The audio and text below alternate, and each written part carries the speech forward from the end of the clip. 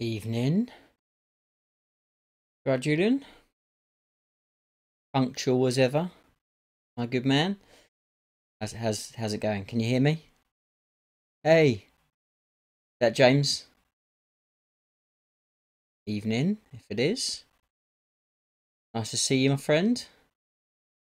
Yeah, I'm good, Julian. Very good. Very good. I've started way early because you know what normal internet connections are like on this show, so I've kind of thought I'd get the ball rolling and sort of give the room a little bit of time to fill up before we kind of start. Um, yeah, especially as it tends to be so impromptu these days. At least it gives us about 15-20 minutes to see who turns up. But hope everyone's well. Surprised you got time, James, to check out a live stream. You work still busy?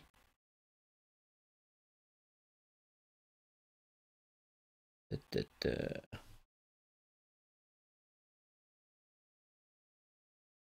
Who's this? Roxana wants to say hi. Hello, hello. How you doing? You alright? I've got my vat of tea.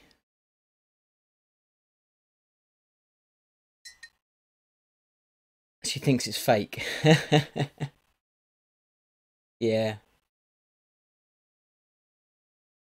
Yeah, it's real. It's the real thing. He really does sit and watch me talk crap for an hour, some Thursdays. Very rarely. Well, it looks like the stream's going quite nice, which is good. Is good stuff. See who else turns in. We've got some cool stuff to talk about. So we've got loads of kind of tactical stuff. So which should be really good. What's James saying? Oh, I've been to IKEA 3 times today. Have to finish the new Sheets office. Nice. Didn't realise it was half term. Ah, yeah, man, that's a killer. Kids everywhere in IKEA. That's like sounds like possibly the worst combination ever. Yeah, I don't like going when it's quiet, so I feel your pain, my friend. Still, it's good. Make the office look good. Yeah, manic, good stuff. Well, that's good, isn't it? Keeps you out of trouble. That's what you want. I like the Leviathan. I was looking at the Leviathan the other day. Very, very nice. Yeah, half term, crazy stuff. Yeah, mine. My wife has gone out for the evening because I think she's just had a week of it. So fingers crossed they'll stay asleep and they won't come in and ruin the show. Um, wow, it's crazy stuff. Yeah, no retreat 6, mate. Nice. It'd be good to see a new army there. That'd be cool. If you start now, maybe you'll get it half done in time. Um, 'Cause that's a mission. That's, I suppose, is your biggest problem, isn't it? So busy painting other people's miniatures and doing work stuff, you don't get a chance to paint your own. Um, I've got no idea if I'm lucky enough to get in. Fingers crossed. Hopefully, I've got no idea what I'm going to take this time. I might take Death Guard. I might take Death Guard. Um, I don't know, or I might take Thousand Suns. I fancy taking something different, but you know, Nid's Codex very very soon. If they're good, I'll struggle not to take them. Look, guys, I've been working on some Mortarian's wings. I still need to do some more work on them. They don't really show up very well in here, but I wanted to go for like the kind of fly effect. You know, like the flies of like kind of like almost like metallic-y kind of look to them. I think I need some like maybe some purple in there, like some purple. It's got like you can't really see it very well on the camera, but it's kind of like kind of green and kind of almost like turquoisey at the moment, but I just wanted to go for something that looked a little bit different, rather than the same sort of like white mouldy look that everyone's going for. I just wanted him to look a bit, kind of bit like a fly, and I think that kind of looks a bit like a fly. Um, so yeah, that's kind of what I have been working on a little bit. Um, yeah, add loads of glazes. Yeah, no, I think so. If I went for maybe like you probably know, James, probably go for like the violet kind of color glaze on it a little bit, and kind of put that in little areas and stuff like that. It might look quite cool. I don't know, but I think just lots of little sort of patches of metallic-y glazes and try and make it look like really kind of reflective. Just want to go for like a really kind of different look. Um, I always tend to like my armies looking, as you've seen, like quite vivid. I mean, I like a really kind of bright looking army. It's all about the colours for me. That's what I kind of like. What have we got here? Got behind him. Hopefully, he doesn't fall off. And then the so far he's almost done now. Almost done. Still quite a fair bit of work to do on him, but he's getting there. But yeah, really cool. Love the model. So cool. Got a nice little bit of freehand. Had a little go at that, but yeah, still a fair bit of work to do. But I've got Mortarion needs to be done now in less than 2 weeks, so I need to pull my finger out and at least get him to kind of tabletop. Ugh, him over here. I wanna. Thank you, mate. Thank you. Scale 75 paints on a bomb for glazes. Really? Yeah, I've got some of the scale 75. I think I've got scale 75. Scale 75? Let me have a look. Scale colour, they're the ones, aren't they? Like they look kind of like that. I think I've got blue and green and one of the metallic sets for that.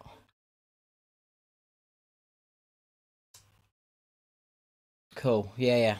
All right, I'll give them a straight out of the pot. They kind of almost look quite. They're really pigment heavy, aren't they? So they're almost like almost not gritty, but they're quite a kind of funny density. But I suppose if you thin them right down with some glaze medium, I suppose they're because they're pigment heavy, they'll make quite nice glazes. I'll have to give that a crack if that's what you think. Caribbean blue one. Haha. Let's have a look. Let's have a look. Let me have a look at my blue tray. That's Tesla blue. Navy blue. Mediterranean blue. Sky blue. Gonna be the one colour I haven't got. Caribbean blue, is that the one? Bright turquoise. It looks like it's like maybe the only one I haven't got, James. That is no good. I'm sure I had it. Maybe. It literally looks like it's one of the only ones I haven't got. That's a killer.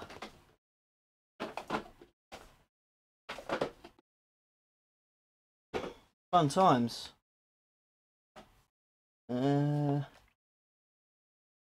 Nope. That one. If I fall off my chair, it'll be funny. No, I don't know.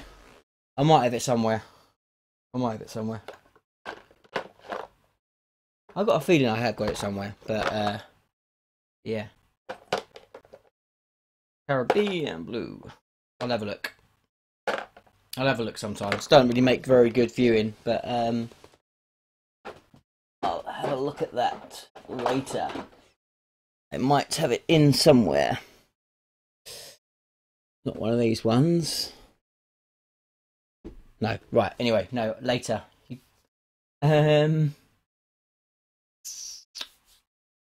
bright blue turquoise. What that? I mean, that's the kind of I've been using Troll's hide, which is kind of a turquoisey colour. That's the Militaria. That's quite cool. What are you predicting from the NIDs? I reckon. So I suppose this doesn't really take a rocket scientist, but I think we'll probably get very, very similar army wide rules than what the other armies have got. So there'll be, I have a feeling there'll be some like infiltrating stratagems for infantry, so ways to get gene stealers close, which would be really, really powerful, really, really powerful. In fact, I think there'll be some ones that will be like minus to hit again, so like kind of the Raven Guard stroke Alpha Legion type things. I wouldn't be surprised if there'll be you'd be able to spend like a couple of a couple of command points to get like gaunts back, because that sounds very kind of NIDS like. That's my kind of prediction. I think some of the bigger NIDs will get a price decrease because they die too quickly. With everything doing so much damage and everything being able to hurt everything, big Tyranids just die too quickly. So I think the big Nids will probably go down in price. That's kind of what I think. So I actually don't think. I think we'll get kind of an update a little bit like Eldar. I think we'll get some really cool stuff, but I don't think we'll get anything that will potentially put us like top tier. I think like the Chaos armies and the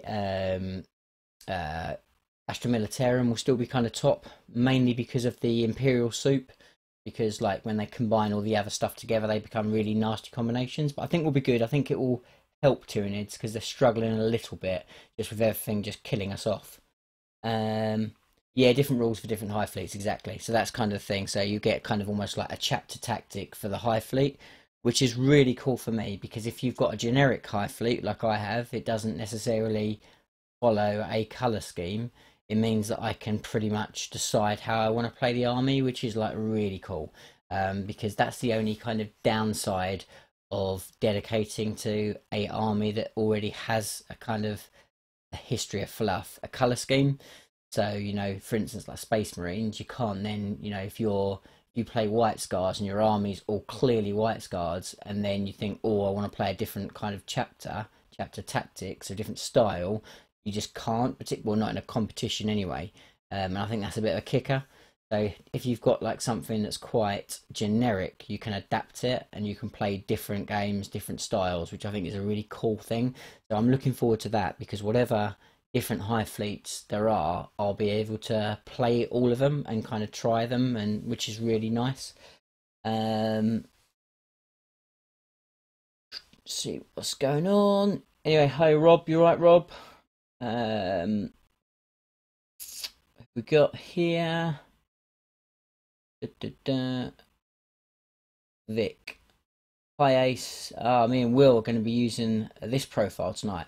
Fair enough. So is it kind of it's both of you tonight? Cool. Well, nice you to come along. I've got all the lists, Will. So we'll have a good old chat through that later. I'm looking forward to going through that and seeing what other people's opinions are, which is cool. Are you wanting other lists sent? I think, to be honest, mate, looking at the amount of lists you've already sent me, I think if we go through them in a fair bit of detail, that's probably going to be a good hour in itself. So don't worry about that. I think that's fine. If we skim over them, then you can always send me them. I can give you a shout, and you can get on the phone and send me some more. That's the one thing I'm not keen on, the Eldar decks. Loads of people have jet bikes not painted red, claiming Saham. Yeah, exactly. And that is the problem, you know. That is the problem basically. But you know, they should. I mean, jet bikes generally are like, if you've got a jet bike army, that's the kind of fluff behind them. But yeah, it's kind of, it's tricky. I think if you go in like competition and you kind of go in like hardcore, you've got to kind of put up with the fact that you're going to have to paint a new army, or you need to play to the army strengths that you've gone for. Because if you've gone for an army that already exists, you should have really, well, I don't like telling people how to do their hobby because it's up to them, but if you've gone for like a particular chapter or a particular Elder craft world, you've gone with it because you kind of like that craft world. Just because the rules aren't as good as what you wanted, you can't then go and change to another one. um I suppose that's kind of, I suppose, my opinion a little bit. I don't like, that's one of my biggest problems at the moment, bugbears with 8th edition. People are just jumping on the bandwagon everywhere. There's a bandwagon people are jumping to, um, which is fine to a degree, but it is a bit frustrating because what's happening is the hobby element of it is suffering, because you're just getting people that are like rushing things or proxying things or doing whatever, and that part of the hobby really suffers, and you know, you want that kind of experience. That's just my opinion. I mean, at a very hardcore level, when people don't care about the hobby, then I suppose you say fair enough, do what you like. But for me, I still want to see two iconic armies on the table. I want them to be looking cool. So I think, I mean, I want it all. I want my cake and eat it. But I suppose it's just my opinion. I still like the narrative element, even in a hardcore competitive game. But there you go.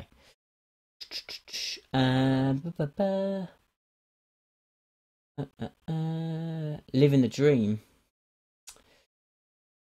Can I ask advice? Being asked about the Bone Singer from Eldar. GW official rules on the community site. Should it be STO allowed? Yeah, absolutely. Let it in, mate. It's not game breaking. It's good. It's not game breaking. Chuck it in. The bandwagon is how GW shift models. It absolutely is, Julian, 100%, and that's never going to change. And anybody that's naive enough to think that it will change, doesn't matter how in touch Games Workshop come into, you know, into their in touch with us, the gamers, the hobbyists. Ultimately, it's always going to be around shifting models, so they've got to kind of go down that route. So you know, you've got to accept that. You've absolutely got to accept that, but I suppose there, I think the hardcore tournament gamer needs to kind of realize that this is the new way that Games Workshop are playing, and actually it's not okay just to, if you're going to build this dick list and you're going to build it, and that's fine, put a little bit of effort in, realize it's a bit of an investment in money, realize that potentially it could be dead in a couple of weeks as GW constantly try and keep up to date and knock all the nasty stuff on the head as quickly as they can find it. You've got to realize that's the way they're playing. If you want to be that guy to constantly trying to find the gaps, and that's cool, I absolutely have no problems with that at all, but you need to embrace the fact that to be that guy you need to spend a bit of money, you need to put a bit of effort in, because no one wants to play that game. One against that guy is hard enough anyway, but when you play against that guy and they've actually paid no effort with their hobby as well, it's just a bit of a kicker. So I think you have to, if you're going to be that guy and you want to play that competitive edge, and absolutely, you know, hats off to you, because, you know, I'm not against that at all. I like hardcore, really cheesy gaming. I love it. But if you're going to do that, make the effort, do something to actually make the opponent that you're playing have as good time as they can. Um, da, da, da. What do we say here? So Rob saying, any ideas where I can find out tournaments in your local area? There's a website. I'm trying to think what it's called. If you Google it, Google like tournaments. There's like there's a website for it, but there's also some Facebook pages. Search it through Facebook, and there's enough. There's tournaments Facebook dedicated pages now. So there's a few things around to find them.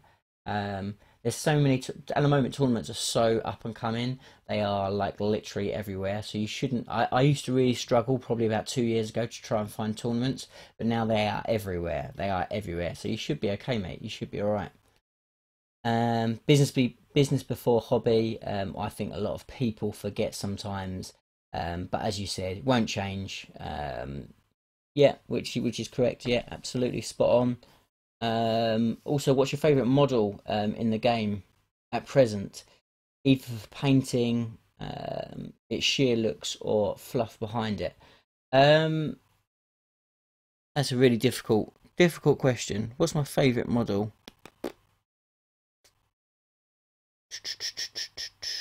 Well, No, I tell you what, I do.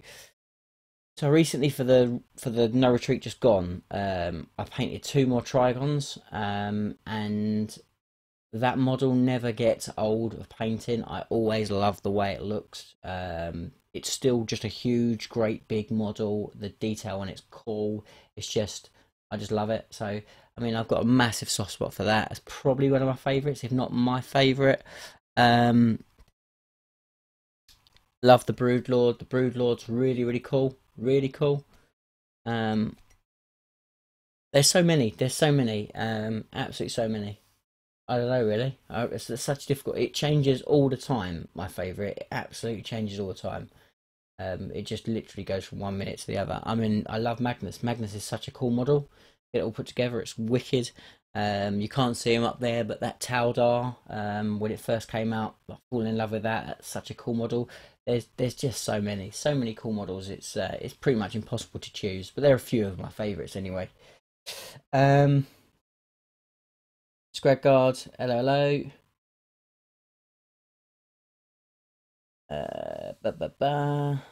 What else is there? GW have thousands of employees, global business, bills to pay, make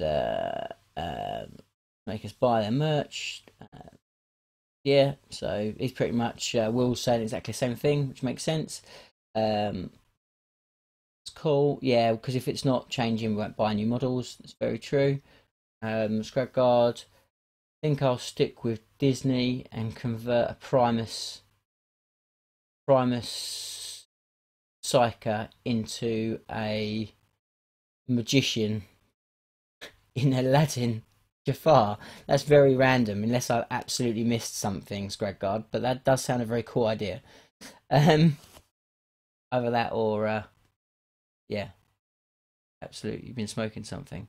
We're like 8 minutes past now. We've got 10 people in the room, which is pretty cool. So anyone that's kind of not sort of jumped in and said hello, please do. If you're not going to, then still hello. Thanks for coming along. Appreciate it. This saying, Greg, what I'm missing out? Yeah, I can't keep up with what you're talking about, Scragguard, to be fair. What do you think of the WizKids crossover? Yeah, so if you haven't, yeah, I just think it's cool. It's great to sort of see um them. The more that Games Workshop can do to kind of link up with these type of companies and make the hobby more mainstream, it's great, you know, because that's more money into the hobby. The more money into the hobby, the more accepted it is in the mainstream. The better it will get, the more accessible it will get, and the more it will grow. And that's great, you know. Ultimately, it's cool having this niche little click geek thing that we do, but ultimately, the survival of it long term has to come from new people getting involved in the game. So any way that they can find an outlay is cool. It's a, you know, it's obviously it's not for us. It feels a bit weird. You know, it doesn't float my boat exactly, but I think anything that they can do to make that crossover is good. Is good for us long term because we want the hobby to go from strength to strength. Ba, ba, ba.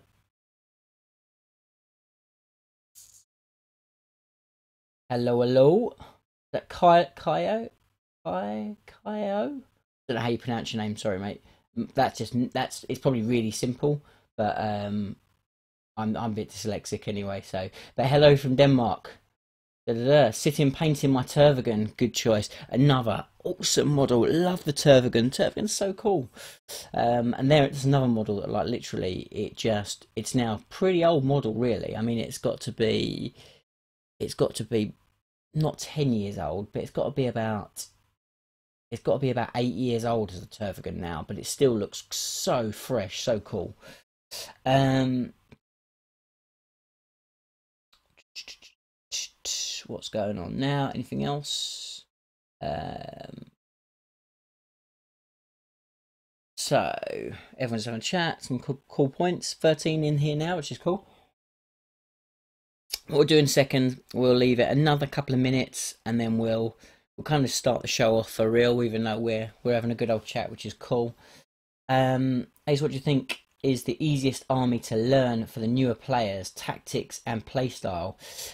Boring as it is, actually, Space Marines is your best starting point, 100%. It's by far the easiest, because they do everything quite well, and they're pretty basic. There's a slight more complexity in their stat lines now. They've brought some various different bits and pieces in place, but still quite a simple army to learn. But there's a lot of inner depth in them as well, so there's a lot of tactical play, and you can really home your army however you want, but it's always going to be able to do lots of things.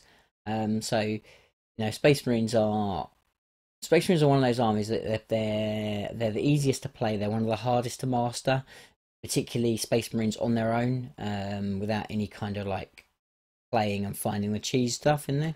They're because they're quite elite. They do tend to struggle at the real top end, but they've got all the tools to do the job.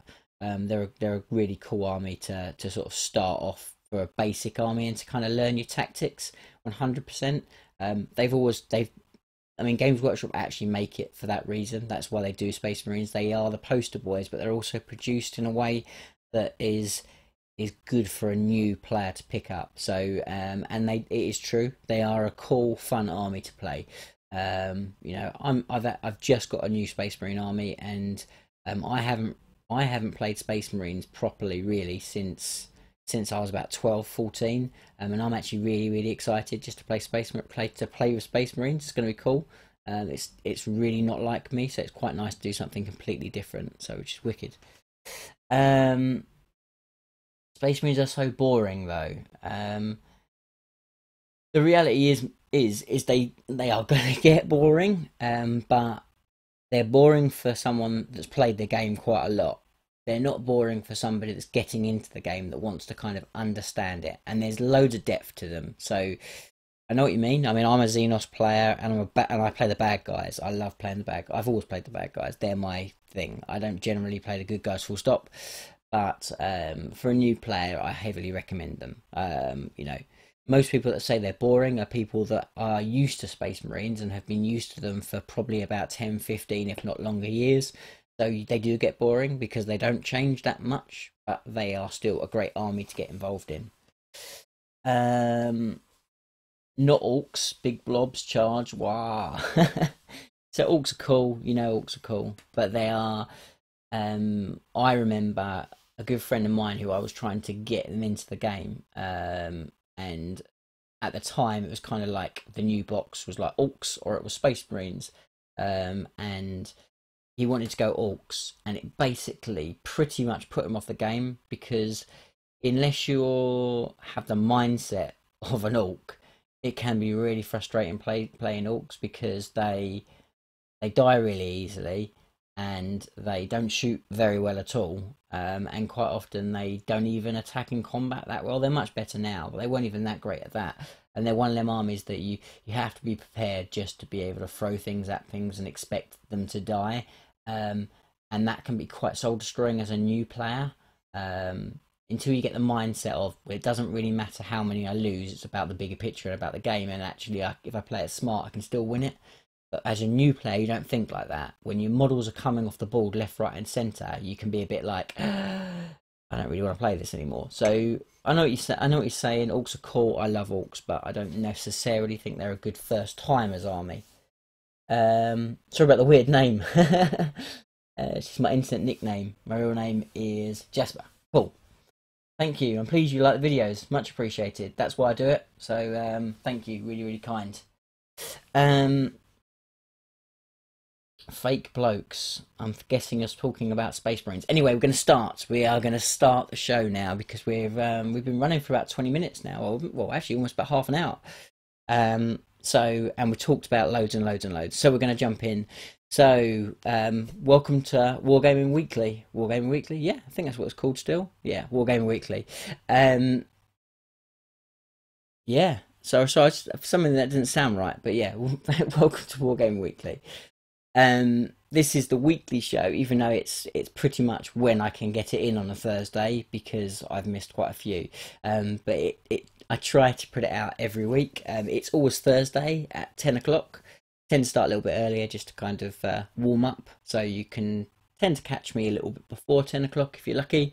And we talk about all things, talk about hobby stuff, so painting, converting, you name it. We'll talk about how cool models are, if we like models, don't like models. It's quite an interactive show, so if you're watching this kind of on watch again, if you like, do join us live, because there's a lot of chat going on. The guys talking to each other. It's quite a cool place to kind of hang out. So try and catch us live. It's the place to be on a Thursday night. So we'll talk about tournaments. I talk about my experience of tournaments, or what I'm kind of got planned as far as that's concerned. I'll let you know what's going on the channel. I'll give you a bit of a update on what's happening on the sister channel as well over at Twisted Dice. We'll talk about that. What kind of projects I've got ongoing or coming up. We'll talk a little bit about tactics, so if there's a new filthy combination that's come out, or a new army that the sky's falling, we'll talk about that. We'll kind of try and break it down, try and find a way around it, thinking about things from a positive way. We're always trying to go from a positive spin on this channel, and on this video. We don't do doom and gloom. It's not the way that I like to roll, so there's always a way around things, and things always change pretty quickly in this hobby, so it's never worth getting too worried about it. And we'll talk about lists, we'll talk about all sorts. I always take questions at the end, even though we've done a lot before the show. We've taken a few questions, but I'll take any questions at the end, of course. And we'll just kind of see where it goes. There's not a massive structure to it. I try and keep it fairly tight to an hour, but if it runs over, it runs over. I'm not too fussed. And I always like to start the show with thanking my sponsor, Wargames. So do check Wargames out if you have anything you need Wargaming related. Great bunch of guys, really cool service, and some great prices, so check them out. The link's always in the description below, and you can find them really simply. And if you can't find what you're looking for on the website, hit them up for an email or give them a call. Let's see what they can do for you. So great service they provide. And as far as releases this week, so we have Eldar Codex drops this week, so it's been on pre-order. It releases this Saturday, so you'll see on you've seen the all of the guys that have got it earlier, so check out Winter's review on it. Really cool review. Obviously Winters is one of the Wargames team, along with myself and a few of the other YouTubers. So go over and check out Winters. It's a really cool review. And if you haven't, I'm sure you're all subscribed to Winters, everybody is, but if you're not, it's always the first place to see those reviews, so it's a really handy one. When you think something's coming up, you can generally grab that review and listen to Winters talk through the codex in depth. I know I will be next week, when hopefully, fingers crossed, we get the first sightings of that beloved Tyrannid Codex. But yes, it's Eldar this week. I'll talk a little bit about Eldar in a minute before we kind of go in too much detail. We've also got Necromunda coming up, so that's about to go. I think it's either out on pre-release, pre-order. No, I think it's coming on pre-order this weekend, I believe. Fingers crossed. So that's exciting for everybody that's into that. It's that nostalgia piece as well. Necromunda was a big thing for me when I was sort of 14, I think. So cool game, and I'm sure that'll be fun. And there's quite a lot of momentum with that, with the Shadow Wars, similar sort of thing. So it doesn't surprise me that Necromunda's going to go down really well. So we've got that. We have, if you haven't already seen all the posts, we try to put them everywhere between myself and everyone else that's ever experienced it, but there is only 5 days left to get your applications in for No Retreat 6. It is an incredible event. I know I speak about it, it feels like every single week, it probably is every single week. I just don't want anybody not to give it a go at trying to get in. And I know there's a mindset that, I'm not going to get in, it's only 35 players or whatever. My painting's not the best in the world, I'm not going to get in. It's not all about that. Obviously the standard of painting is incredibly high. It's really tricky for them to pick who gets through. but there's always a chance, and I'm really sure that, like, if you don't make it in and you ask for some feedback, the guys will give you some feedback as well, and they're looking for unique stuff as well. So they're looking for stuff that's different. They're looking for something that's fresh. They're looking for the whole kind of package. So it's not just about this kind of the army that's stunning. They actually want to see that application as well, why you want to go, what the reasons is. Ultimately, it's going to come down to how good your army looks. But it's not just about your ability to paint. It's about how your army looks, how it looks together. There's lots of different factors they take into account. So they're looking for different stuff. So don't kind of give up. And if you want to give it a go, it's actually not, particularly if you're one of the guys that's from the UK, it's really not that expensive to kind of get out there and stay there. It's really, really quite reasonable. You'd be surprised. It's probably not actually any more expensive than, going to the other side of the country for an event and staying at a hotel there. Flights, if you get them in time, are really, really reasonable. So it's, it's actually not that expensive. So my advice is just give it a go. Why not? What have you got to lose? Don't get disheartened if you don't get in this time, but still, give it a crack. Absolutely give it a crack, because anyone that's ever been, I've never ever heard of anyone going that has not had an amazing time. So yeah. Anyway, that's enough about that. We have the Last Chance Open. Tickets have obviously sold out, but if you want to get in on that, we have got a reserve list that is getting longer and longer. But if, from my experience, there's normally a few people that drop out closer to the time. Some of it, is completely out of their hands, and we don't want anyone to drop out, but it normally happens one way or the other. So if you're interested in going to the Last Chance Open, which is without doubt, the best tournament that you can go to in the UK, and it gets better and better and better. So every time we do something extra, the terrain is incredible. The atmosphere at Wargames is spot on, stand out, and it's a really cool bunch of people. So of course I'm going to say it, it's my event, but it's, there is not really anything particularly independent. I know, obviously the big boys Games Workshop are right back in there with their own tournaments now, and who doesn't like a Games Workshop tournament?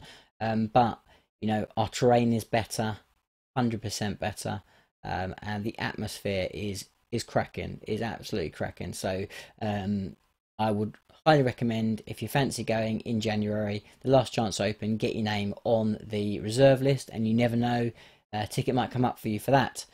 So yeah, so that's cool. What else have we got going on? Let me have a little look at the chat. We've got loads more people in here now, which is cool. You right, Keith? You right, Dave? Hi, Rob. You legend. Anybody else? Let's have a quick scan up, see if I've missed anybody. That seems to be everyone else in the chat. What's going on? What's people saying? I'm upset the LCO is sold out. Yeah, man. But as I said, get your name on the reserve list, because you never know. You never know. Absolutely. Sorry,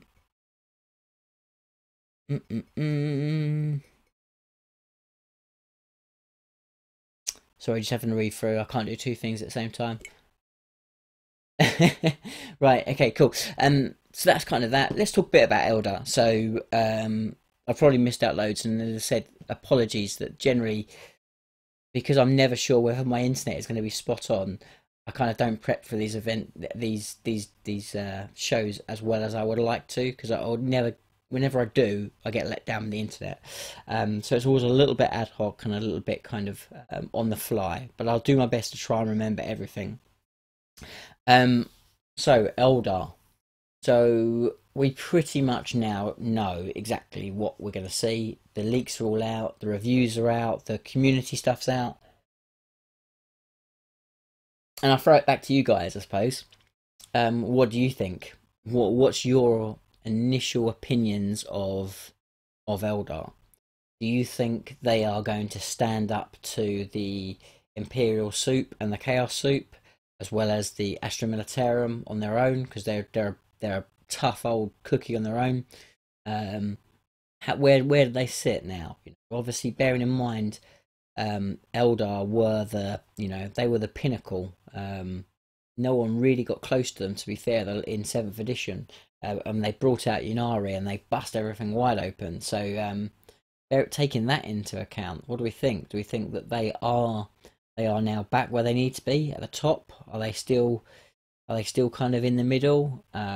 What do we think? I think there's some really strong builds in there. I think they could be very, very good. I'm sure there's some real filth in there, without a doubt. But I'd be interested to see what people think. Let's see what people are saying.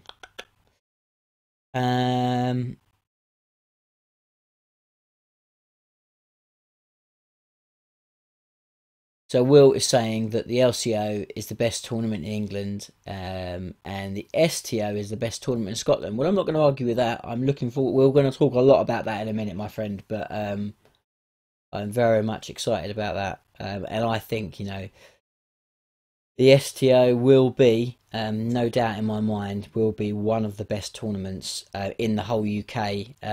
In probably only a year or a couple of years to come. If it keeps momentum up, I'm sure it will, and I'll do everything I can to help. And I'm so excited to go. Hey, Nick's in the room. Yo, Necrons. Wonder when we're getting Necron Codex, eh? Anyone know? Right, so Eldar. Eldar are good already. Eldar are now better. Eldar played by an average player are good. Eldar played by a great player are insane. Well, I think that. But could that not, I suppose, to play devil's advocate, could that not be said for a lot of armies now with new codexes? For instance, Death Guard. For instance, Admech. Surely they're not the same. Chaos Space Marines. The builds there are off the scale, played by a good player. So I still want to know. I think that's a good response, but I want to know, where do you think they sit? How are they as good as those other codexes? Are they better? Where are we? Or is it is it the fact of actually Eldar are where they were in like 5th edition? Actually, a really, really good player can play with all those different parts of the jigsaw, all those different elite parts of an Eldar army, and then really make it work. Whereas the player that's not very good really is going to struggle with them, because they're going to fall apart, because they're so have a job for everything, and how they should be. Interesting to know. Night, ladies and gents. You off then, Julian? Thank you very much for joining us. If you are off, appreciate you're always bang on the money. So great to have you here. So I really, really do appreciate it. Let's just see what we've got here. So Rob's saying Elder Aspect Army theme will look amazing. The new builds will be very diverse. Yeah, absolutely. I think so. Yeah, I mean, I think they're going to be good, but I've not seen anything in there that really worries me, I suppose. There's nothing in there for me. Their strength is still where it was prior to the Codex, which is Dark Reapers being incredibly good. The Wraith Knight's incredible, but a bit expensive. Wraith Guard are stupidly good. Just need to be able to get them in the right place. So I don't know. I don't know. I'm really, really having a good look at reviews. I've read a lot of stuff, piecing it all together, looking at what I've got. I think they're really good. I think they're a really solid army. Do I think they'll necessarily hang with the big boys? I'm not too sure. Difficult to judge until you got the Codex. I mean, look at Tau as an index. They're one of the most powerful builds in 8th. Imagine them with a Codex. Yeah. Yeah. I suppose the thing with Tau is they're still quite mono build at the moment. I mean, we've discussed it well enough, and we know that you can make the other parts work, so we've talked about Storm Surges really being effective. We've spoken about how to kind of like their Forge World unit, stuff like that. I know that they're still good, But ultimately, I think if you say to an army where you can't have commanders, how would you do then? You're going to struggle massively. That's not necessarily a sign of a good army currently. Um, so I still think where Tau needs some major points adjustments. Major points adjustments to bring some of their units that actually on paper are still decent but just stupidly priced into line with where they need to be to make it more of a rounded army. But you know, you're right. They're a good army. They're still a good army, 100%. Fire prisms. What are you saying? What are you saying about fire prisms? They look cool. So the fire prism good, really good, very powerful. But I still don't think they fire prisms or Lehman Russes. I think the Lehman Russ is probably your better bet. At your points, what it does, strength of it, resilience ability. It's difficult. It's difficult. They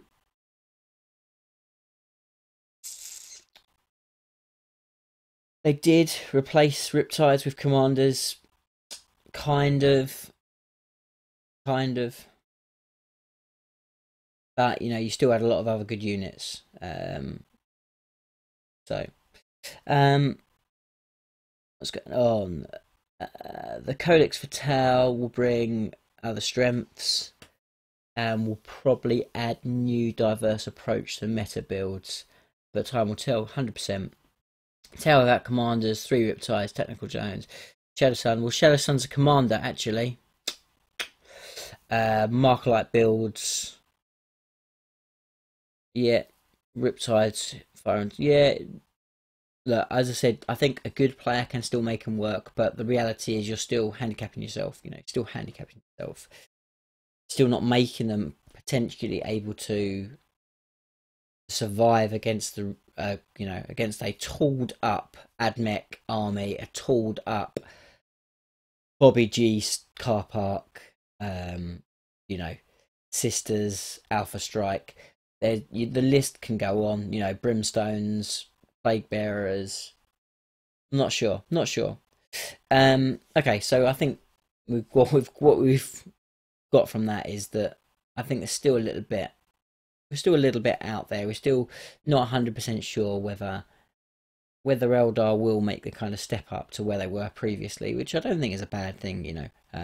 It keeps the meta diverse, at least even if it is for different armies having that top spot. So yeah, I don't think it's a bad thing.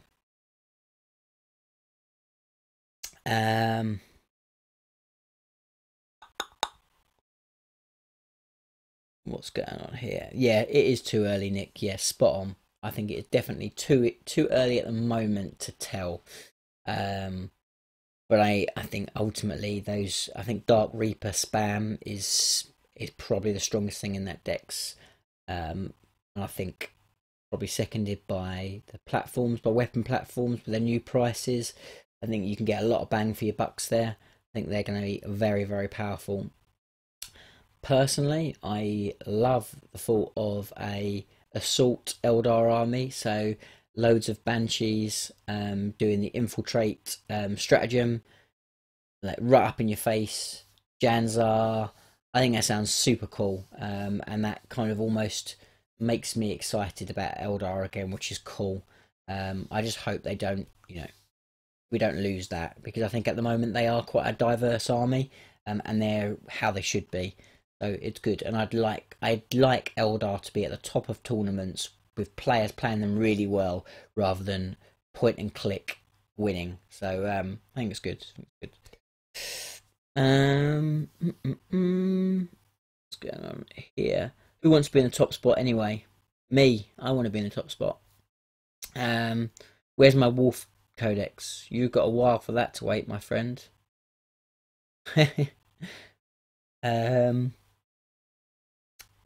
What else we got? Spoken like a true Necron player. Absolutely. Yeah, Crons will be fun. Crons will be fun. I think I think Necrons are incredibly powerful. They just need a points decrease as well on certain units, and I think that's where the meta kind of falls into place. Because ultimately, what I think Games Workshop have done really well is there's not many really terrible units in the game. Full stop. Most units are okay, but it's where their points sit them currently makes them either incredibly good or terrible useless, basically.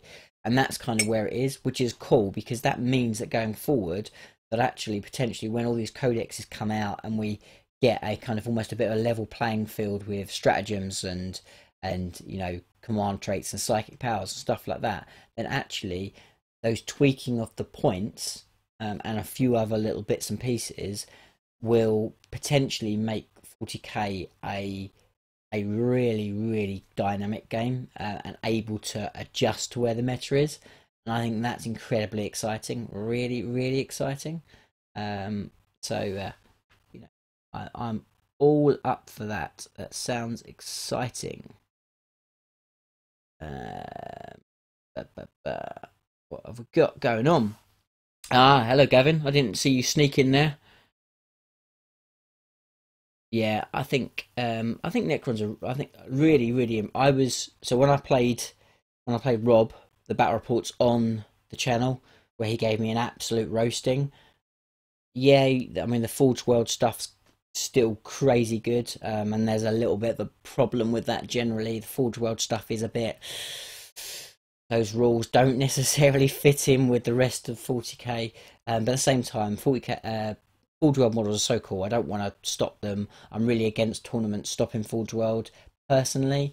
That's just my personal opinion, because for me the hobby bit and just enjoying playing with the toys is so important, and to take away your really cool toys is a bit of a pain. So, but I mean, going back to it, I was so impressed by how Rob's Necrons did on the table. I know they were kind of 50-50 in the tournament, but man, they were decent, and how resilient, incredible.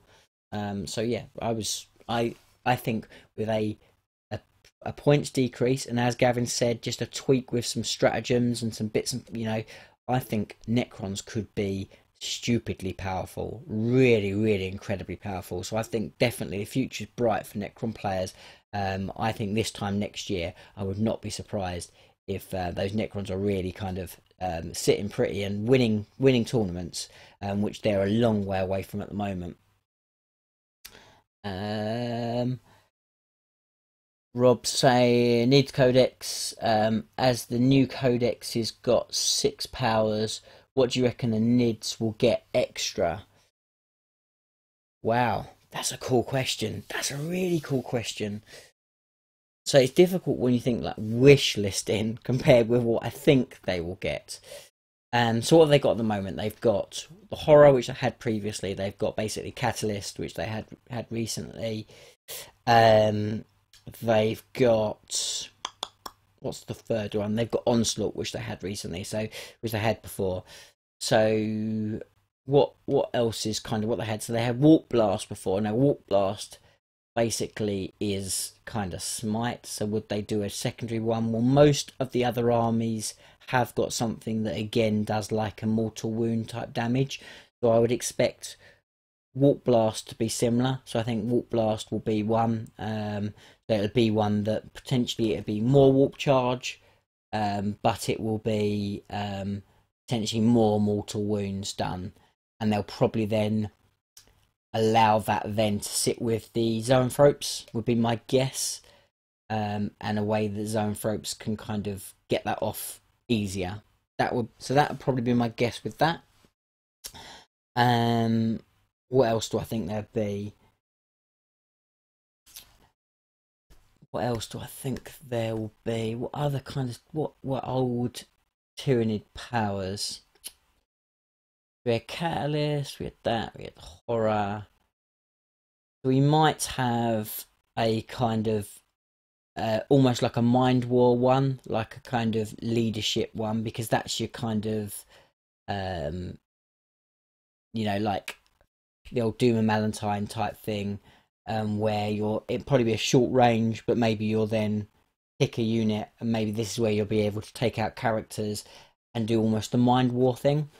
I think what I've seen quite a lot so far, and I'm not going to say it's lazy because I think that's probably unfair, but so many of the power stratagems, warlord traits are pretty much the same, just with different names.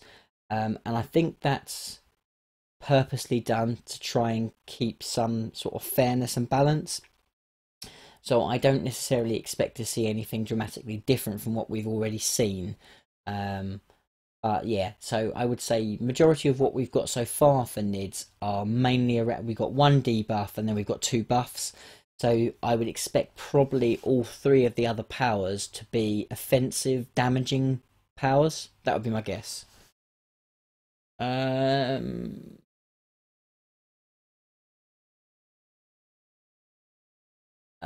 We got Stephen. Hello, Stephen.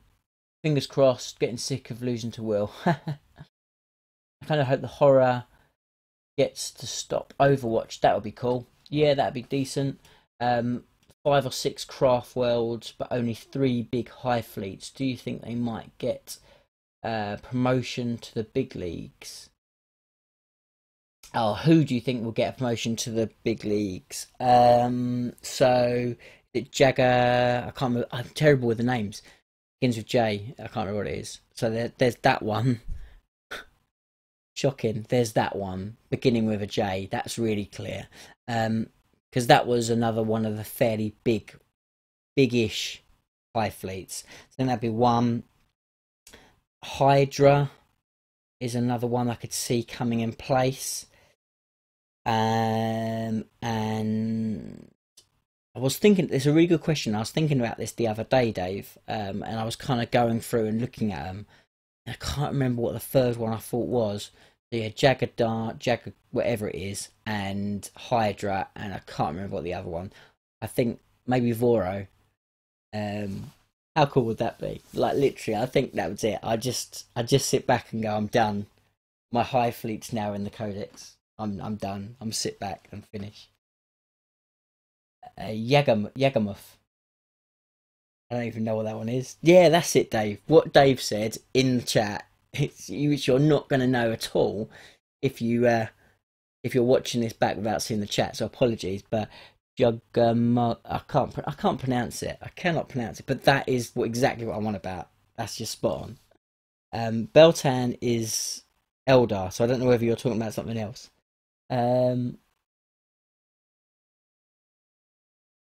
Too soon. I love it. Yeah. Too soon. Yeah, we haven't eaten them. We haven't eaten them all yet. Just most of them. Love it. Love it. That is so cool. That is so cool. Yes, that is probably the best comment actually, to be fair. So nice one, Scrag. Very quick. Yo, man. Yeah, that hasn't really helped me. That's again, my written and lingual English is terrible. I can talk the hind legs off a donkey, but don't ask me to read, pronounce, or spell. So apologies, but again, no, it's not Jaffa. 100% not.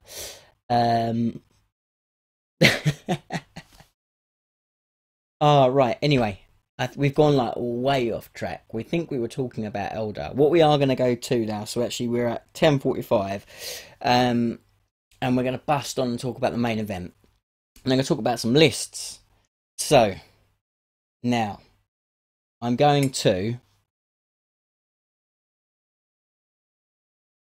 a little Scottish event. No, I mustn't say that. I'm going to an incredibly cool event. In Scotland. It is the big Scotland event, and I am so excited. I cannot tell you. It's and the reason why I'm so excited, guys, and I'll probably I'm gonna let you in on a secret that I have not really been playing very competitive since 8th edition. I've been on a little bit of a downer. And So majority of what I've taken, I've been concentrating on NIDs because they're my first love, and I do love the way that NIDs play in 8th edition. Um, and you can play them well, and they are absolutely able to compete 100%. They just suffer a little bit in the current meta. They are tough to play. They are absolutely achievable. The way to go is with weight of Gene Stealers. Gene Stealers are still probably, one of the best point by point assault units in the game, and they've got some other great units as well. So look, I do not want to take away how good. Oh, 2 seconds, guys. I think I got my daughter coming in. I knew this would happen.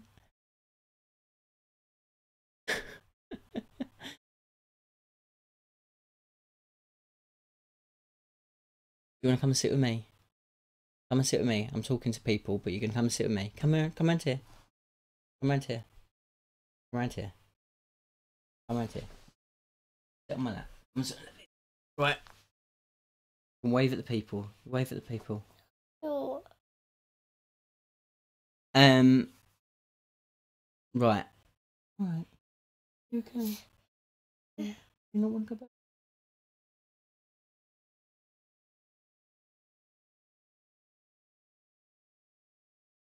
Yeah.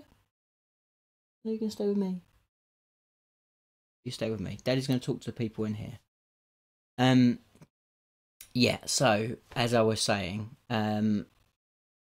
absolutely we can compete. So Tyranids, I don't want people to be put off at all. Tyranids are still incredibly good, but they find it tougher. They find it tougher.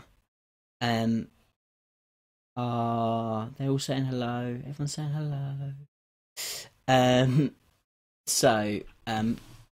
But taking that into account, and sorry, I've been thrown off my path a little bit. But what I was going to say is, I want to get my competitive game back on. I really do, and for me, I needed an excuse to do it. So Will and the guys from Scotland, at the Scottish Takeover 2, invited me to their event, and I really wanted to go last time, but I couldn't make it.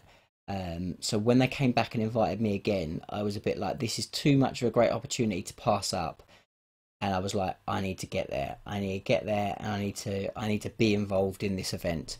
And it's given me a great opportunity to turn on the cheese again and to try and really I've learned a lot about 8th edition. I've played an awful lot of 8th edition. I kind of think I know exactly what works and what doesn't. But it's a chance now for me to try and put it in action, and rather than play the fun fluffy lists, it's time to play something a bit more hardcore.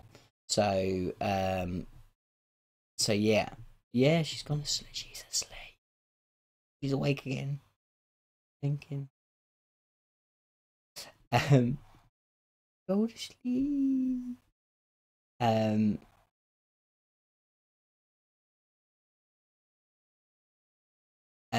So what I have got to share with you is, on the permission of these players, apparently, I've got some lists.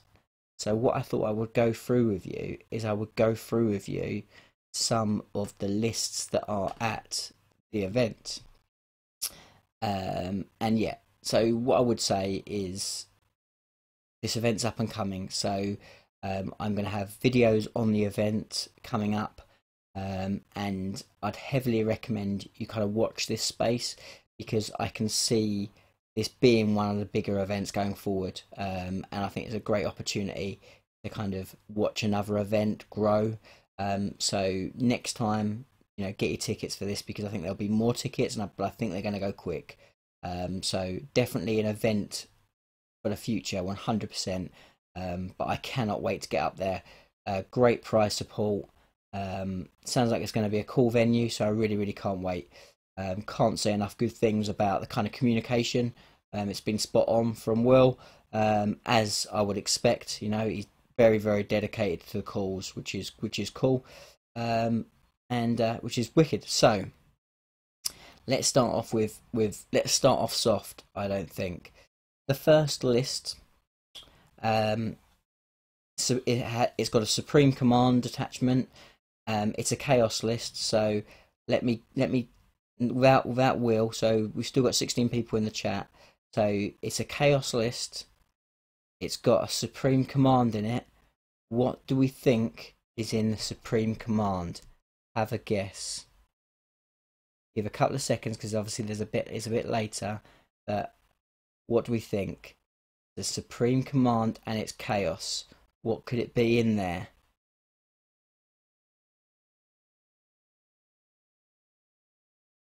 Not meant to talk about. We're talking about hobby. Come on, get with it. What do we think? Couple more seconds. The Forge World thing.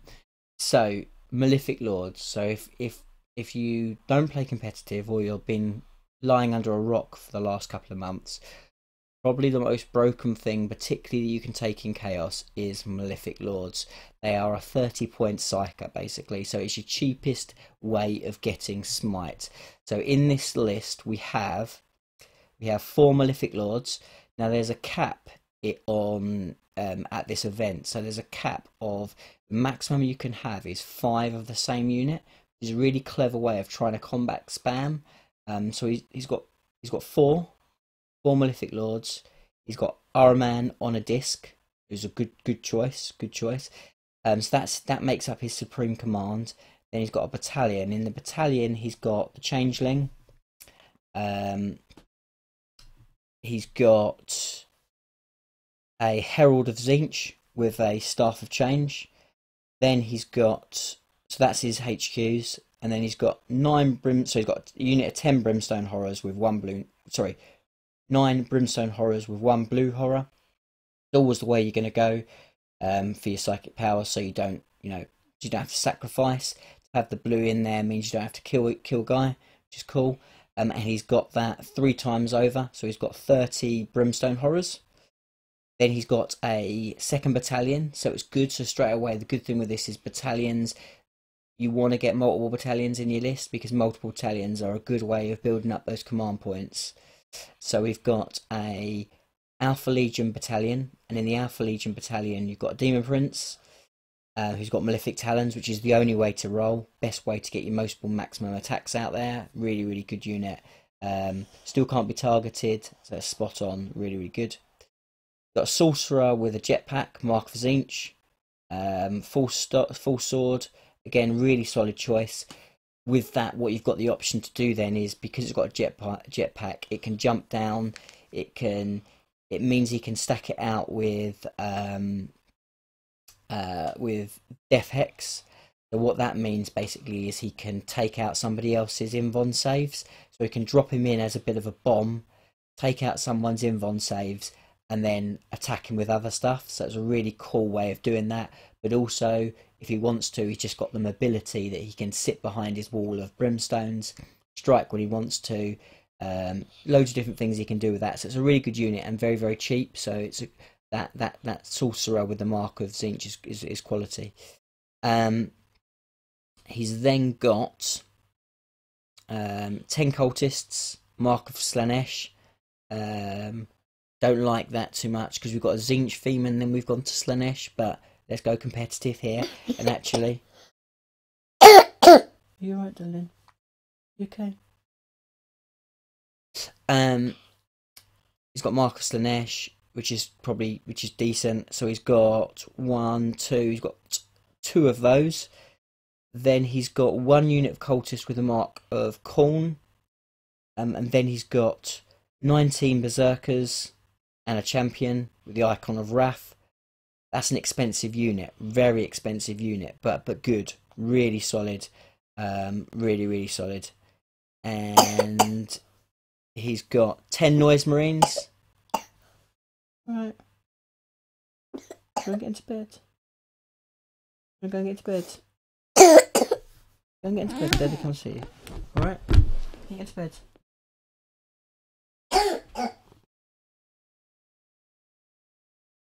I think she's gone back to bed now. She's all right. So the Noise Marines have got a Sonic Blaster. Then he's got 8 Warp Talons with Marcus Lanesh. He's got 3 Obliterators, Marcus Lanesh. He's got Rhino with the Marcus Lanesh, 2 Combi Bolters. So what have we got? We've got an interesting list, really, to be fair.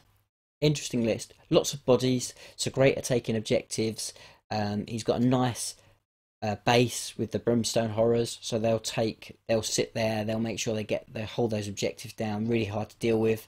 And then he's got some really offensive stuff. So he's got some stuff that's going to deep strike, because most of his stuff comes in the Alpha Legion battalion. That means he can then use those stratagems, because he's got lots of command points, to then infiltrate those guys and then assault them. So the big one there is the Berserkers. So the Berserkers, he will use those stratagems to get those Berserkers basically ready for a guaranteed first turn charge if he gets turn 1. It's an army that's gonna so I suppose in summary of that, because I suppose we've got a few lists to go through and hopefully you'll be interested. In summary, it's a really powerful list, like top tier list. It's got smite spam, it's got resilience, it's got great assault. What it will not like is it won't like not going first, and he'll have a risky decision to make if he comes across an army with less drops that gets the +1. He's got so many points tied up in those Khorne Berserkers. It's a difficult decision what he does. Does he go forward and still drop them forward and hope to get that first turn, or does he hold them back and potentially just get them shot off the board anyway? So if this particular army list gets first turn, it will be very difficult to stop. Very difficult to stop. If it doesn't get first turn, you'll need to play it smart.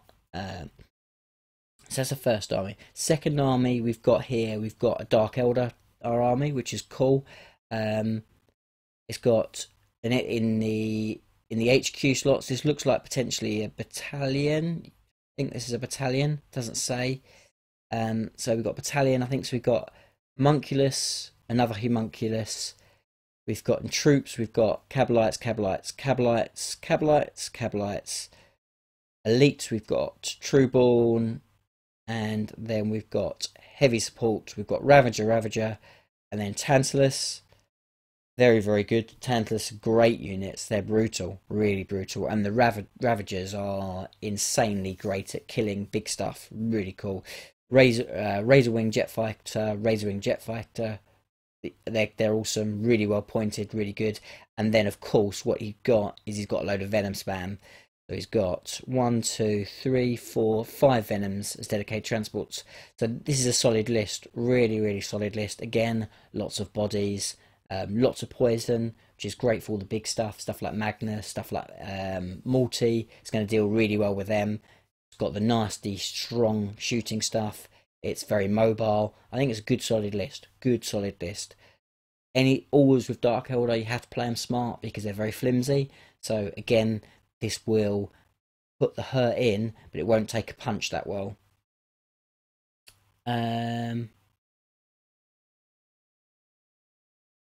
Yeah, it is working.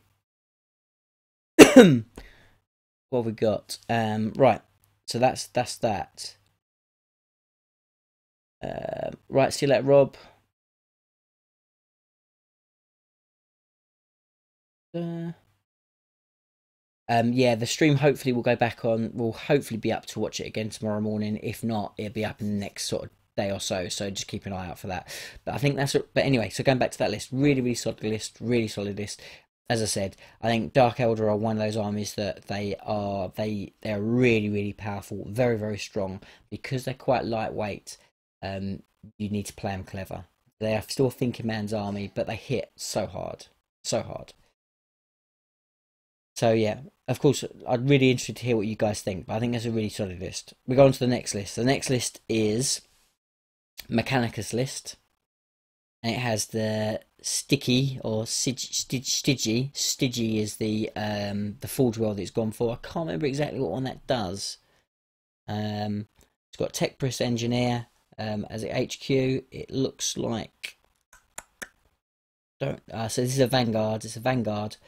We've got elites. We've got the Electro Priests. So we've got 19 Electro Priests. We've got another 19 Electro Priests. Then we've got a unit of 6 Infiltrators, which are very good. And the Electro Priests are insanely good. We've got in a heavy support, we've got a Dune Crawler. The Dune Crawler has got the neutron laser, which is by far the best way to go. Very, very good. He's then got a patrol detachment of Space Marines, and he's gone for a Raven Guard in the patrol. He's got a Librarian. The Librarian's got a jump pack, again, great. So with this, yeah, he's got Null Zone. So this is a really interesting one, and I'll talk a bit about this because this is quite interesting. So the reason why it's interesting is Space Marines don't do it as well as Chaos Space Marines. So Null Zone has a much smaller range than Death Hex. So you can't really do it with Null Zone. You can't just drop in and take someone's invon save away. It doesn't have the range. So you have to play it a bit differently. So you can drop him in. It doesn't really have a way of getting that power off straight away. So he's either got to kind of jump up, which is good with Raven Guard, because obviously they're -1 to hit, which is great. So they're good for that. But it suffers from that a little bit. Veil of Time. I'm not sure what Veil of Time does. Not sure. Oh, this, he's just listing all the different powers. But anyway, we'll go for Null Zone, because Null Zone's the way to go. Null Zone's is his way of basically, and what he's got here is he's got, with all this stuff, is shooting abilities. He's got stuff that's going to really put the hurt in, but a lot of people are doing this. They're trying to find a way of shutting down Brimstone Horrors and other things with really good invon saves. So if you can take off their invon save, then you can shoot them to pieces. So if you've got a way of doing that, so Null Zone does that, but it is difficult to get it off, if that makes sense. He's then got Scout Squad. Scouts are great. Sniper rifles, awesome way of trying to take out some characters. He's then got a Brigade detachment. Wow, is this the same? This is a big army. In his Brigade, he's gone for the Van Halen. This is Astra Militarum. Got Van Halen. He's got a company commander. He's got a commissar. Got Primus Psyker. Then he's got 20 conscripts, 20 conscripts, 20 conscripts, 20 conscripts. Wow, that's impressive. Then he's got some scions. He's got some more scions. The scions have got, they just got las guns. They've not got anything special. He's got another unit the same. He's got ratlins. Got 3 units of ratlins. Again, ratlins are incredible. So they're going to take out your characters, no trouble at all. He's then got Scout Sentinels, so he's got 3 of those. And then he's got Cyclops Demolition Vehicle. Not sure what that is, to be honest. Not sure. And then he's got heavy weapons teams, and they've got mortars, which is by far the best way to go. So he's got 3 units of them, and they're crazy good. So they're just, for points wise, they just put down so many shots. Really, really good. Yeah, and that's what he's got. That's a crazy good army. So at first glance, when you just look at the AdMech stuff, you think that's okay, and then you see the Space Marine stuff, you go, yeah, I can see what you're trying to do. But then with that really juicy Brigade detachment, Van Halen, really good list. Loads of bodies, loads and loads of shooting. Really powerful, very, very powerful, incredibly good list. Really like that, actually. When you actually go through it, really, really like that. Really like that. And it's clever. It's quite clever. So the next list we've got we've got Tyranid list. So this is obviously going to be good because it's a Tyranid list. um, and what we got? So we have a Vanguard detachment, Genestealer cult, of course, Patriarch. When we have a 14 man unit of Genestealers, another 14-man unit Genestealers, another 14-man unit Genestealer, another, and another. There's 1, 2, 3, 4, 5 units of pure strain Genestealers. Then we have a Supreme Command detachment with 2 Maguses, 1 Patriarch, 2 Primuses. And then an Outrider detachment, which is the fast attack one, which has got a Malanthrope. It's got a Ripper Swarm. It has 2 Lictors. And then 5 Mucilid Spores. So clever army, very clever army. Potential to do incredibly well. So it's got the cool thing about it is it's got the right amount of drops to make full use of those Genestealers. And the Genestealer cult is incredibly good at getting guys in where you need to get them in. So many of their roles, basically, if you don't get a 1 or 2, you're in a great place. Particularly with these armies now, with so many different units spread out all across the board, incredible way just to be able to you'll get charges off left, right, and centre, and because of the primuses, you've got a good chance of getting the right roll because you're rolling the 2 dice. So that's crazy. Patriarchs are just brutal. So it's really good. I mean, look, the reality is pretty much the entire Genestealer part, the entire Tyranid part of that is a bit of a waste. It's not great. So Ripper Swarms, you know, couple of Lictors, they're okay. And Mucilid Spores, just what they are. You know, they're okay. Again, they can cause a bit of damage. They're a bit of a nuisance, but they're not that bad. So it's quite a lot of points invested in just making sure that Genestealer cult bit is brutal. But I think it's a fun list. I think it'll do well. It's good, and it's one of them lists where if you roll hot, that list capable of beating most people. If you roll the 5s and the 6s, you've got an incredible chance of taking most people out because Genestealers are just so damn good. If you roll the 3s and 4s are still good, but then you need the long charges. So if you don't get those charges off, you don't get them, then you're in trouble. Then we have an Eldar list.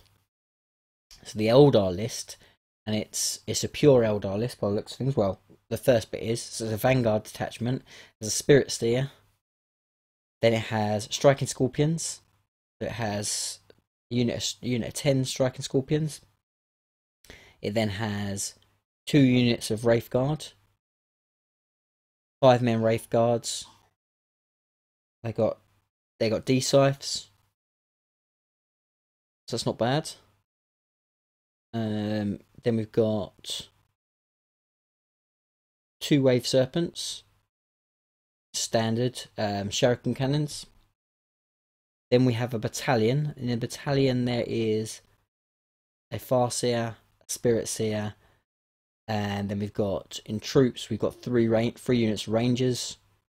So that's cool. Rangers are very good, very good choice. And then we have a Spearhead detachment, which has a Farseer. Heavy support, we've got Dark Reapers. As I said earlier in the video, Dark Reapers are probably the best unit in the Eldar Codex, so can't go wrong there.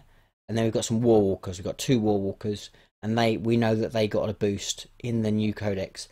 So what do I think of this one? This is a really good list. It's a really good list. The new Codex will really help it. I'm not sure whether this is pointed before or after the new Codex. I'm guessing before, and if it is before, it probably gets some more points to play with, and his stuff gets a little bit better. It's a good army. It's a good army. It's probably, of all the ones so far, this and the Gene Stealer one are probably, you know, similar. The Gene Stealer one is much better if he gets the right rolls. This one is more balanced, but I don't think necessarily will compete with the first three lists that we went through, which I think are incredibly powerful. This is a really nice, well-rounded, good list. It's capable of doing very well. It's again in exactly what we spoke about earlier. If handled by a good player, this is absolutely ability to win its games. But handled by a player that not necessarily makes the right decisions may struggle. But it has the tools. It's a great list, and look, load of fun as well. And the next list, we've got another Tyranid list. I'm happy about this, making me even prouder to go to this event. We've got a Tyranid list, and this Tyranid list has got Outrider detachment, and it has in its Outrider detachment it has a Malanthrope, which is, you know, Malanthropes are Malanthropes, quality choice, can't go wrong. Then it has for it, so it's fast attack, so it's fast attack detachment, and it has 3 harpies, all with stranglethorn cannons. I like that.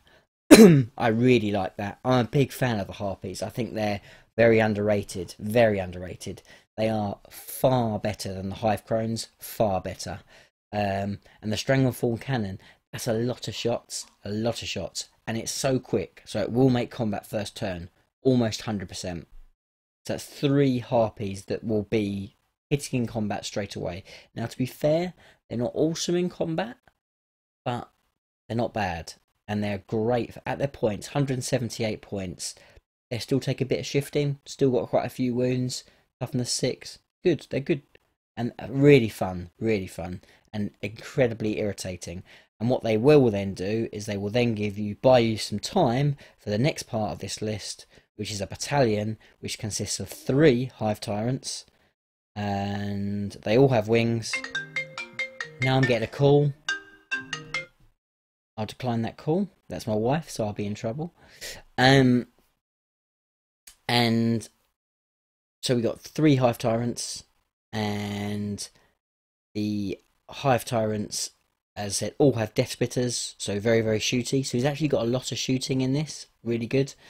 And then troops choice, we've got 3 ripper swarms, and which, you know, minimum kind of good little unit. Then we've got bivores and heavy support, 3 of them. Bivores are awesome. 2 exocrines, they're incredible. And then a sky shield landing pad. I really like this list. I would play this list 100%. In fact, I probably will play this list because this is really cool. It's very fun. Extremely fun. It's got what I like in a Tyranid list. It has a bit of everything. So it's got your agitating units that are flying up causing grief, and that are fun, aggressive, and then it has a really cool defensive shooty part of the army that's still putting out a lot of hurt. So I like it, and it has the defense with it being having the Malanthrope. I suppose its weakness is going to be the fact that, can it survive through the game?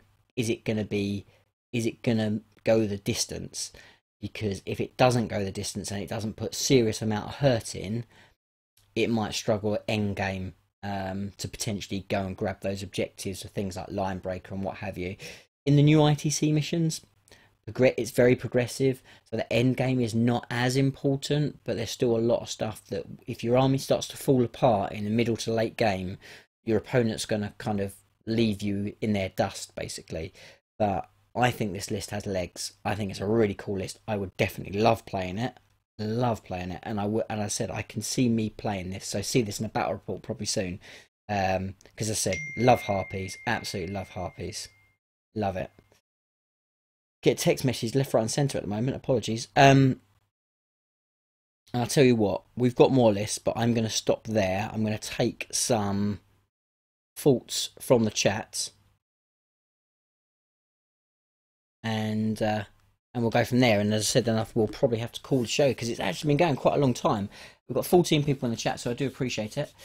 What are we going on? What do the Cabalite Warriors have? I've just turned it off. Stop being tricky. Old average brick gaming. Not seen you before. But hello, hello. Stiggy, -1 to hit, I believe. Yeah, I think you're right. I think you're right. Yeah, absolutely. Good to see the Nids going for 100%. I love it. That list is so much fun. So cool. So cool. And actually, potentially really, really powerful. Really powerful. So that's cool. But yeah, I mean, what's your thoughts on you doing well now you've seen these? There's a really good question, Will. Really good question. Um, I don't know is the answer to that. So I've played a couple of games with very close variations of my list. And I've played one game now purely with the missions, and my list is very good. Is very very good. I don't want to say that it can definitely win. If I play it right and I do the right things against any of those lists, I'm in a game. Even against the first two or three, which I think are mega powerful, it definitely can stand toe to toe with them. Um, I would say it's more resilient than any of those lists, 100%. But it's Nurgle. If I haven't said, it's Nurgle. But yes, it's more resilient than any of those lists. I would say 100%. But we'll have to wait and see. I mean, as I said, you'll see lots more videos. You'll see the practice game I played last night. That will be a dedicated, dedicated to this event battle report, and that will go up after the event, and that will go up on Twisted Dice. But that was a really cool game against basically against Chris, who, if you don't know, he won No Retreat. He came second at the Northwest Open, and he just came third in the Heat 1. And he basically probably should have won all three of those. So he's a very very good player, and he builds brutal lists. And I'm not going to tell you the result. The Nurgle did very very well. They stood up to the test quite nicely. So I'm very very excited. Very very excited. I think I could do all right. I think I could do all right. But we'll have to see. I'm not going to lay it out there and say that I've got the win in the bag, because that's not the case. Those lists are brutal, without a doubt. But we're definitely in with a fighting chance. We're in with a fighting chance, which is all I need. Fighting chance. And I need those dice to go hot for me. Better get those dice in the oven or something.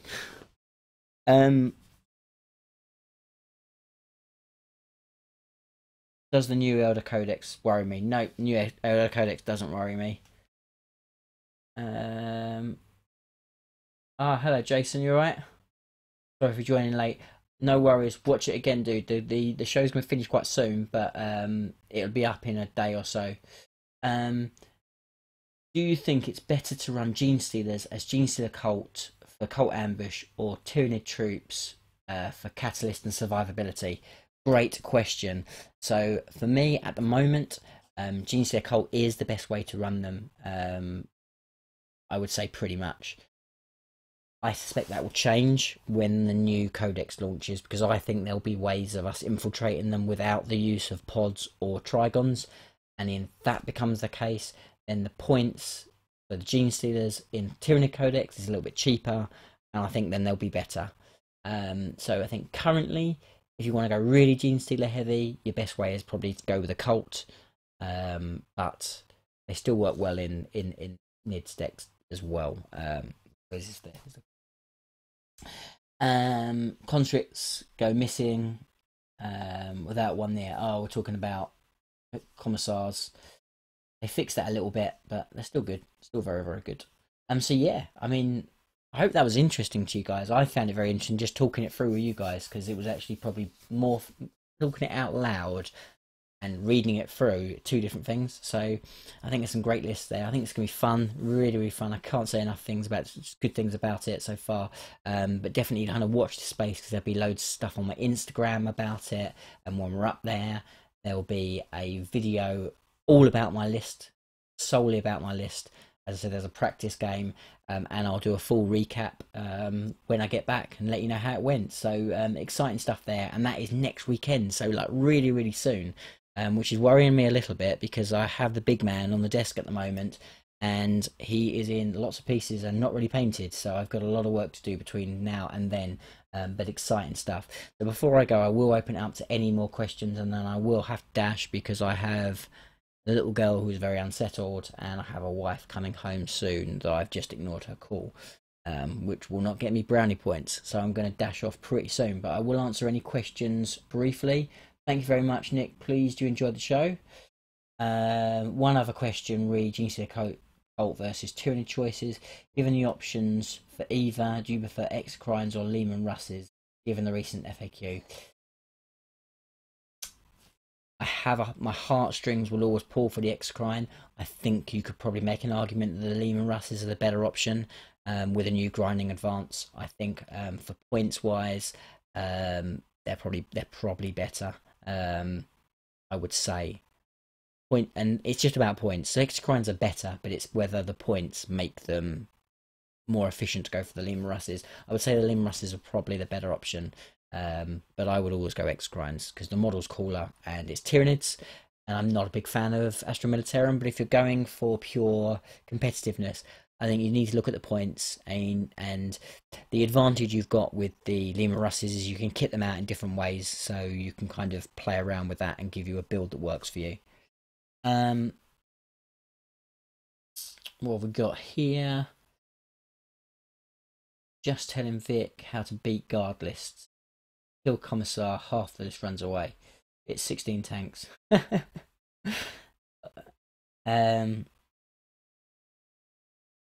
Oh, thanks for your kind words. Not a problem, mate. I look forward to it. I really look forward to it. Great stream, Ace. Thanks for your advice. Not a problem at all, mate. Not a problem. But anyway, guys, at this point, I am going to say good night. Thank you very much for watching. I will do my best to be back again next week. If I'm not, apologies. It'll be because I am cramming in last-minute painting for the event itself. But you'll get tons and tons of content, as I said, over the next couple of weeks. If you haven't already, please do check out Twisted Dice. We've got more battle reports dropping this week, more battle reports dropping next week. So we've got tons of content coming over there. And thank you very much for supporting me, guys. Do appreciate it. If you're still watching and you started at the beginning, thanks for hanging around. It's been a long old chat tonight, but hope you've enjoyed it. But until next time, guys, thanks so much for watching, and I'll see you again soon. Bye for now.